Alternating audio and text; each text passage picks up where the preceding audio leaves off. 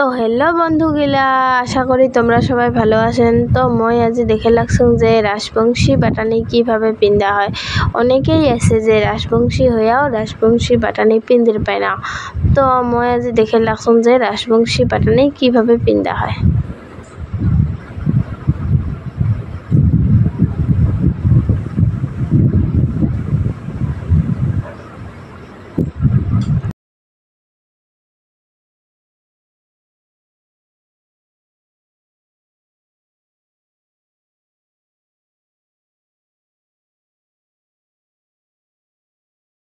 তো দেখেন আমার বাটনি পিন্ধা হয়েছে।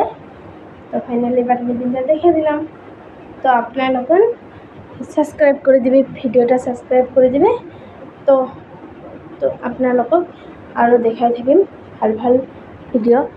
এয়া আমাৰ মিনি ব্লগটোলৈ স্বাগতম।